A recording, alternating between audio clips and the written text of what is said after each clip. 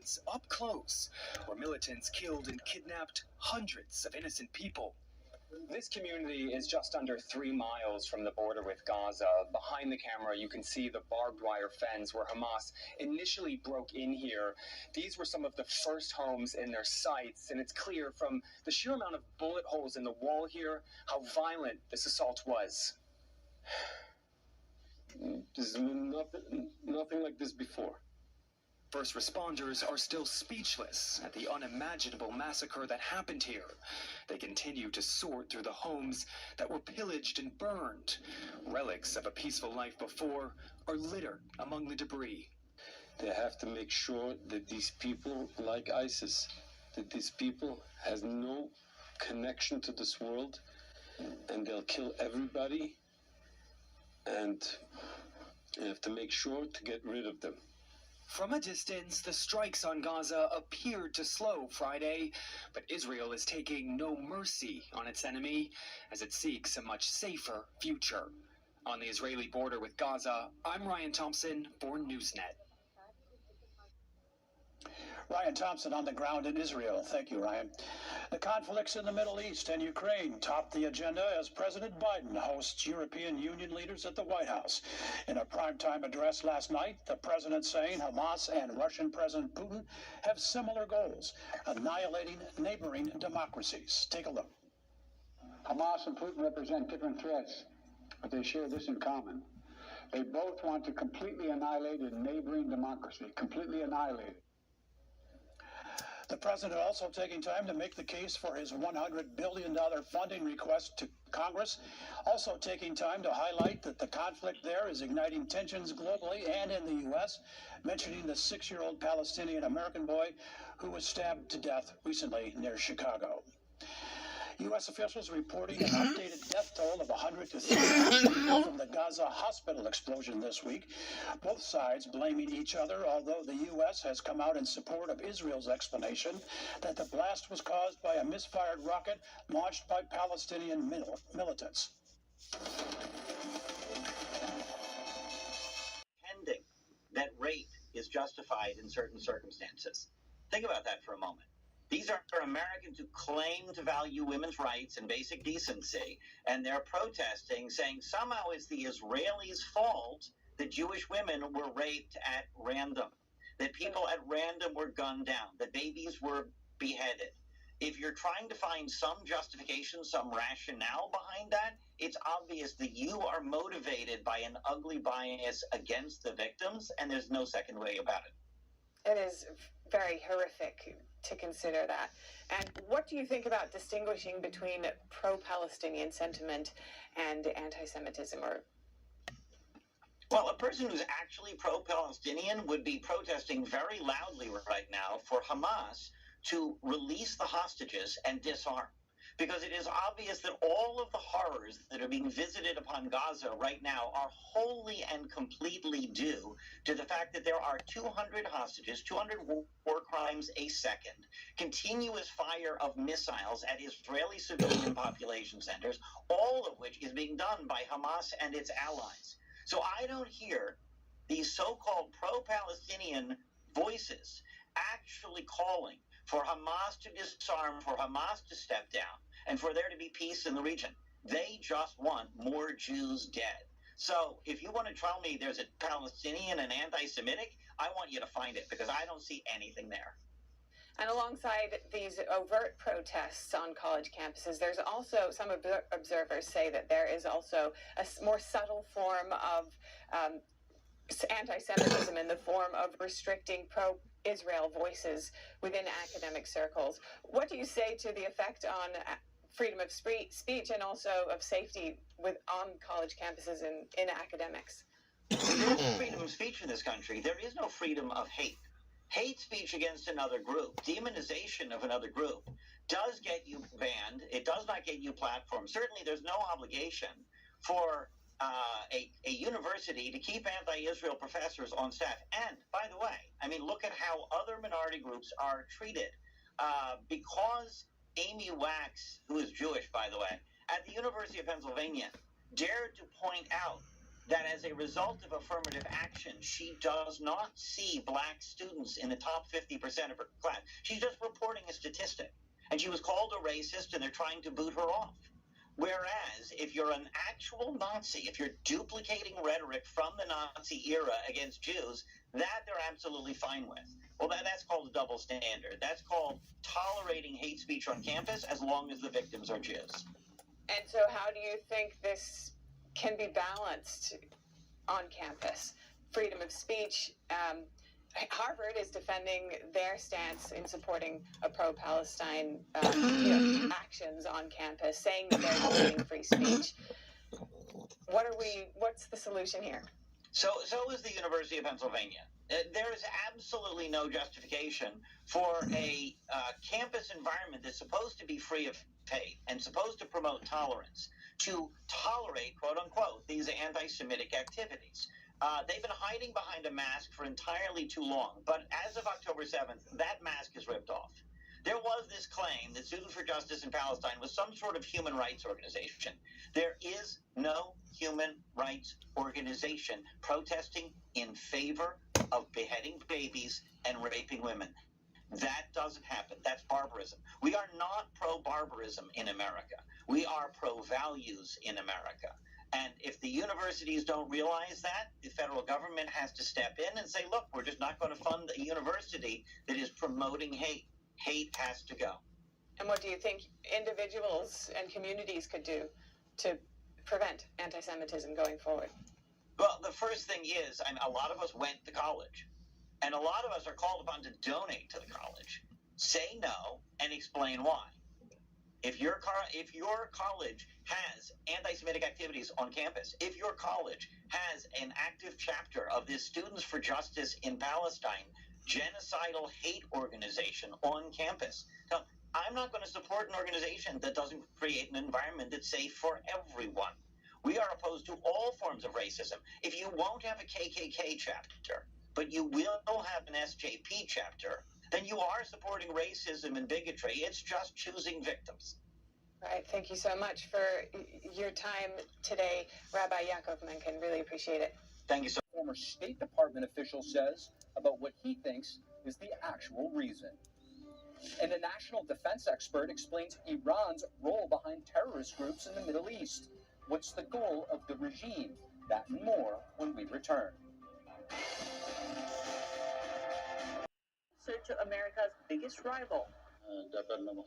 We requested China to allow us to be a part of the China-Pakistan Economic Corridor and Belt and Road Initiative, and the paths that join us through Tajikistan. That's after the Taliban's acting commerce minister returned from Beijing this week, where he attended a summit for China's Belt and Road Infrastructure Project. No government has recognized the Taliban's regime since it forcibly toppled Afghanistan's government 2 years ago. At the same time, Beijing appointed an ambassador to Afghanistan last month and seeks to expand business cooperation with the Taliban. And a major way to do that is through the just concluded forum. Beijing confirmed a round of new projects during the Belt and Road Summit, totaling over $97 billion. What's Beijing's goal for offering up billions of dollars in loans to developing countries? Today, the entire GDP of Afghanistan is made up by two things: drug money and foreign aid. Everybody, no one in Afghanistan, except maybe the Taliban, and are better off than they were before. And of course, the third thing we worry about is the expanding influence of China. Just after the summit, Chinese leader Xi Jinping held another round of talks with three developing countries' leaders Friday: Sri Lanka, Brazil, and Vietnam. Sri Lanka sits on a critical location for maritime trade. After it inked its Belt and Road deal, it proved unable to repay its Chinese debt. In exchange, it had to hand over control of a deep water port to Beijing on a 99-year lease. That incident and others like it sparked critics to dub the Belt and Road a debt trap. Now, other nations are looking to offer developing countries an alternative. Around 20 leaders from the European Union are set to host a similar infrastructure forum next week. Wars. He said making sure these nations succeed is vital for U.S. national security interests. What are the U.S. national security implications of these two wars? Chris, I think that's really probably the big question out there right now is what's the strategy? What's the plan? Those of us who've been involved in developing these kinds of things with the Department of Defense, Department of State, or various other entities are looking to see that presented to the American people clearly. What's our objective? It's really hard to tell. There's like the speech last night really was more an emotional appeal than anything else, but not a whole lot of why. And I realize he's using this idea about, Putin could expand the conflict if he wins in Ukraine, and Israel's an ally and always has been. Tying the two conflicts together, I don't think was a good comparison. So I think we're left with hat in hand going, what are we doing? And Colonel, let's look at this. The Iran-backed Houthi group in Yemen fired missiles and drones northward, potentially towards Israel, before they were brought down by the U.S. Navy. What do we know about these missiles and drones and the likelihood they were heading for Israel? Well, Chris, I think it's fairly obvious, given what we've seen from the trajectory, that it was intended to be something to do with Israel. It's hard to say for certain at this point without talking to those who were launching them in the first place. However, I think one of the questions that we should be asking ourselves is, how do Houthi rebels in Yemen end up with these kinds of drones and cruise missiles? That just kind of indicates to you that Iran is clearly behind these things in both funding and training, and is willing to use proxy forces across the region to do their bidding while trying to pretend like their hands are clean. And what's the significance of this move by the Houthis amid the Israel-Hamas war? You sort of touched on this, but... Yeah, I think that when we look at that, it's again, Iran influence. So they're looking at their different types of proxy armies, Hamas, Hezbollah, the Houthi rebels in Yemen, and others, and ensuring that they inflict maximum damage or public relations damage as well with regards to Israel and Hamas, specifically that specific war right now.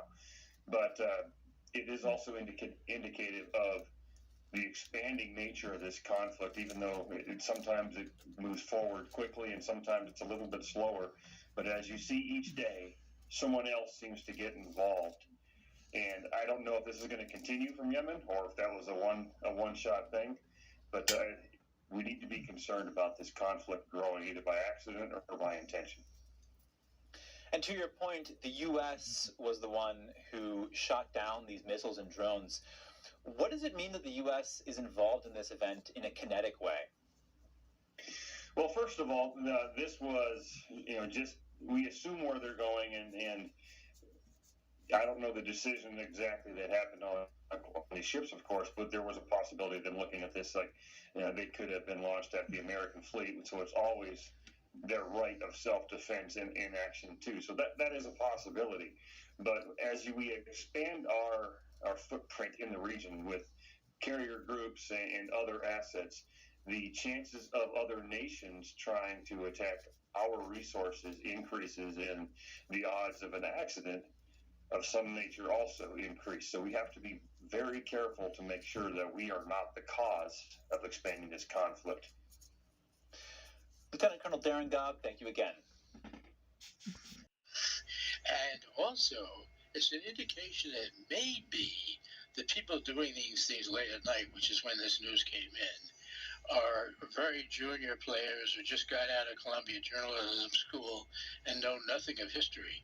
Because one of the very obvious things about the Israeli-Palestinian conflict in its many years is that the Palestinians, not just Hamas, but many others, hide their weapons inside hospitals and schools, and this has been well known.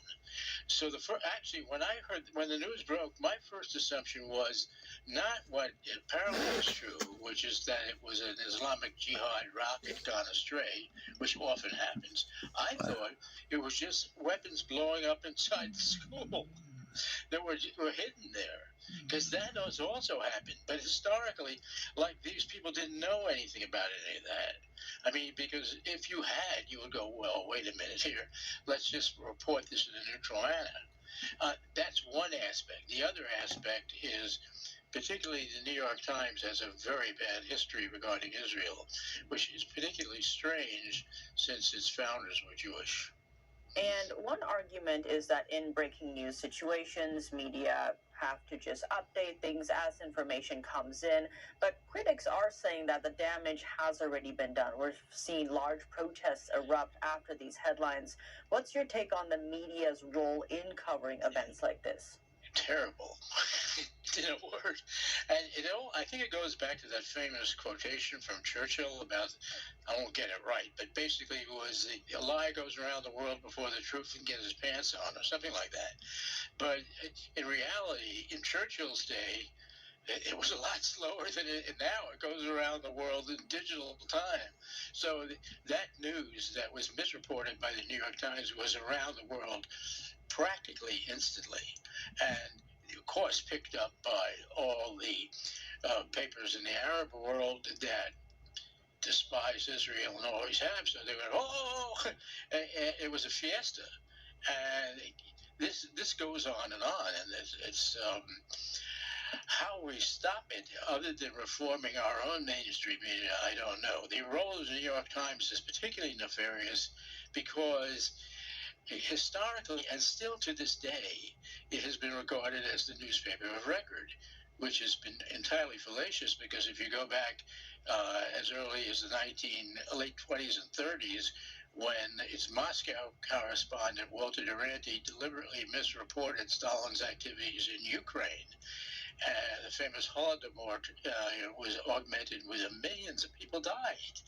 So the New York Times does not have the clean hands that people think it does. And on that note, the New York Times gold badge or media badge on X, or formerly Twitter, was removed. It's now the blue badge. What's your understanding of why that was done? Well, I think what we've just been talking about is why I think Elon Musk recognized what, many of us have recognized, that this is a very malign influence and that you cannot do things like that. And they should have better editorial checks. So I, for many years, ran PJ Media, and I once made a big boo-boo at midnight that went around the world. I can see, but I only did it once. They do it a lot, and that's not good. And they should have checks and balances. We had a very small staff. They should have checks and balances on this. And it's not just the New York Times in the spotlight. Israel is actually moving to shut down the Al Jazeera channel that's citing concerns that the network is spreading propaganda from Hamas. What's your understanding of that move? Well, that's a complicated situation, because Al Jazeera is what we might call a cat's paw of the nation of Qatar. And Qatar plays not just double roles, but triple and quadruple roles. And it's the main funnel of U.S. dollars into Iran. And it's the main funnel of Iranian dollars into Hamas. And, of course, Al Jazeera has been their spokesperson. So I think Israel at war is very concerned about this. Do I approve of they're doing what they did, the Israelis blackballing, or possibly blackballing Al Jazeera? Not really, I don't, because I'm a First Amendment believer. But as we've seen in Ukraine, Zelensky has blackballed many publications that seems to get ignored in our country. And in times of war like this, where there's a lot of confusion, how can journalists get the accurate info and the public to trust them? I don't think it's very easy. NTD is a good place because you guys are cautious. And sometimes I get frustrated. Why are they being so cautious? But that's right. Epoch Times is also. But there are some other places that are. But it's really not easy. I mean, it really comes down to being a smart reader and observer. More because the media, everyone's biased on some level, even if they deny their bias, especially when they deny their bias. I never deny my bias. I think that's a very important thing not to do. But I think it comes down to being a smart consumer of the news, and it's very difficult, especially during the fog of war.